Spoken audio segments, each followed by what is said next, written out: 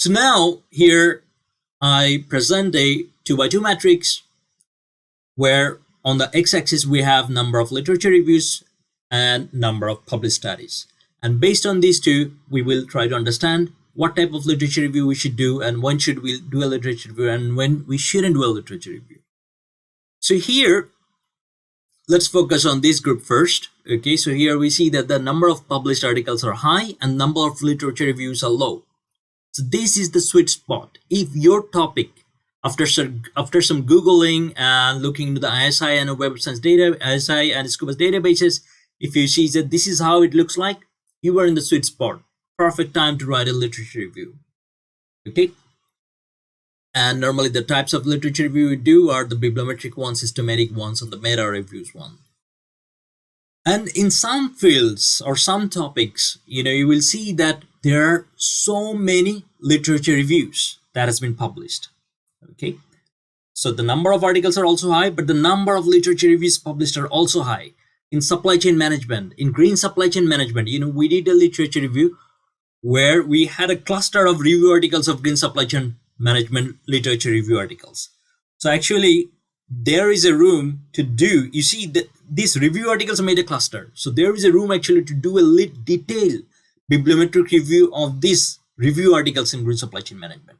Similarly, I realized that in circular economy topic, there are lots of review studies, hundreds of them.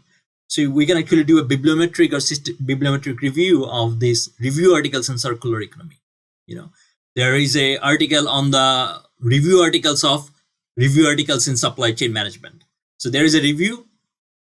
It's written by some of my colleagues from Vienna. So they reviewed the review articles of supply chain management in general. So that's the case for when we have a high number of review articles. But there could be cases where there are very few published articles and very few review articles. So if you are in that situation, then normally the suitable ones will be the traditional ones, critical ones, or integrative ones. But one might go for systematic reviews here as well. But you will need at least 40 or 50 articles to do a systematic review. Okay. And if there are very few articles, but many literature review articles, in my opinion, actually, this is kind of an invalid situation. It is very unlikely that there are few like empirical articles, but many literature review articles. So in my opinion, that is an invalid situation, but still, if it happens in any case, normally the approach would be that literature review of all published studies, combining the reviews and combining the published studies, and do a traditional or critical integrative review. Okay. So that's my suggestion. Normally, to repeat the sample size, normally I would say that, for bibliometric reviews, we would try to have minimum of 100. We can do with less, we can do with 60, 70. Like real minimum would be like 50, okay? Which is same for systematic literature reviews. If you have less than 40, 50 articles, there is no need to do a literature review, actually, okay? So normally with the keyword, like looking for, if you are in that situation where you don't find more than 50 articles, you should try to find more synonyms of your keywords, and then most likely will find some more articles that you can consider. Sometimes it is the case that when you have a lot of thousands of articles with your keywords, so in those situations, you have to kind of narrow down your keywords, okay?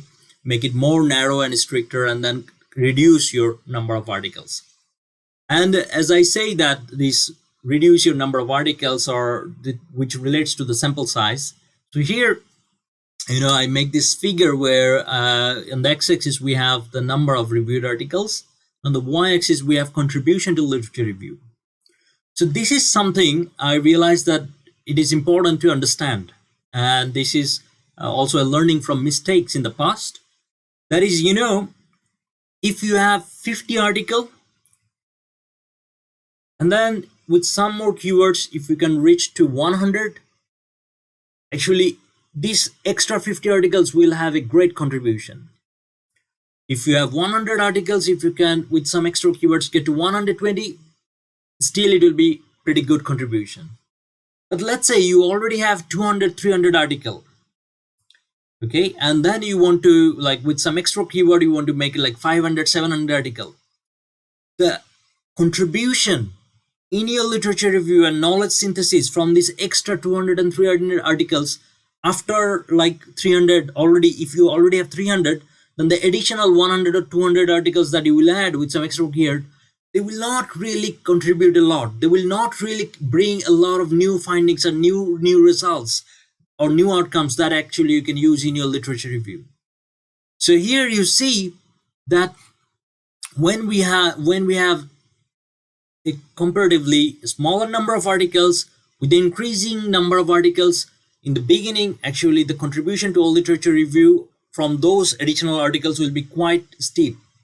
But at some point, you will see that adding more literature reviews, adding more sample in your study, in your literature review, okay, you will see that it will not really contribute anymore. The contribution will diminish. Okay, so from here, my suggestion is that, don't think about going for 2,000, 3,000 articles to review. So that's kind of unrealistic. If with your search you find 2,000, 3,000 articles, then try to shorten it down.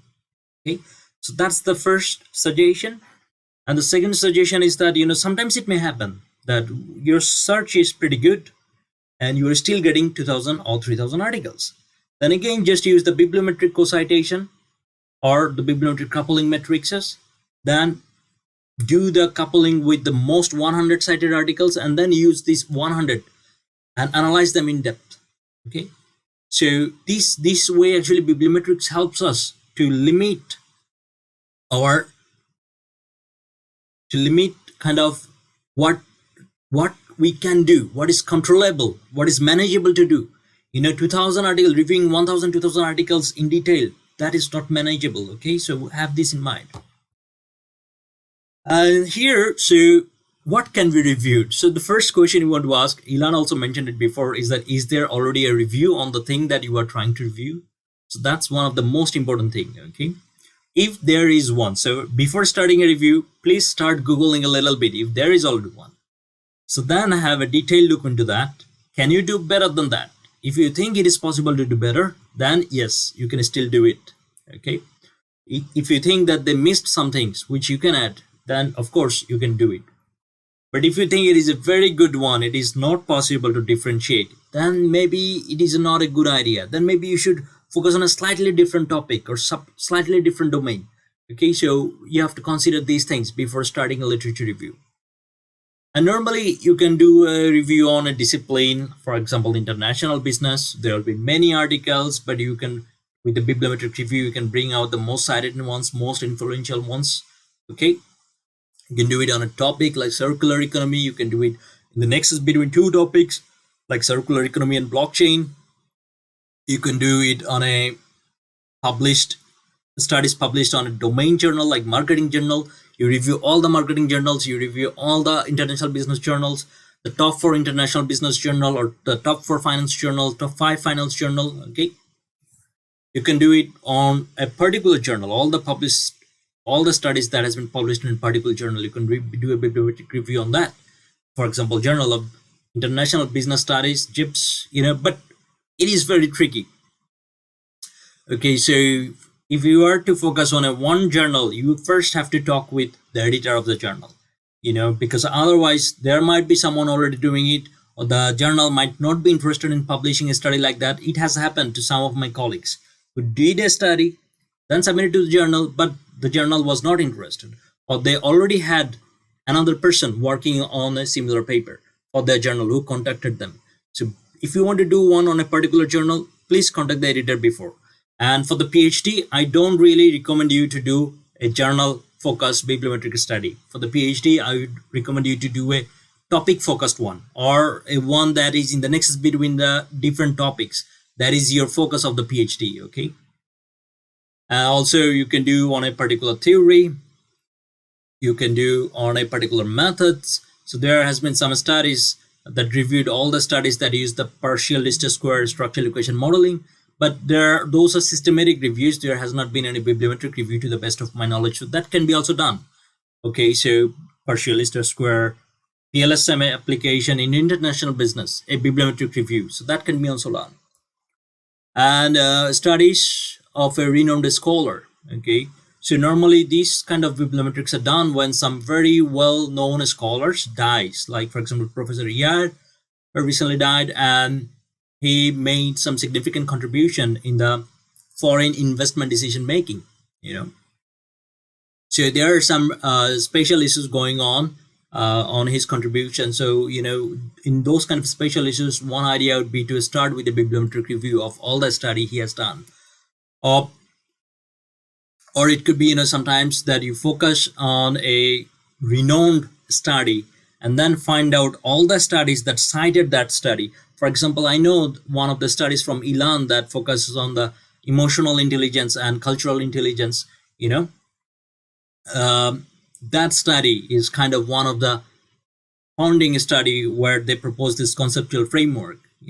And in one of the empirical studies, we were actually trying to kind of empirically estimate the conceptual framework, but that study has received like 500-600 citations.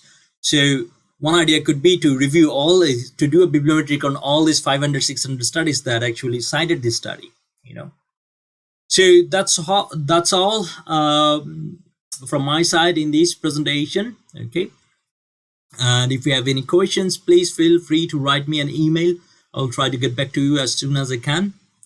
And good luck with the rest of the parts of the course.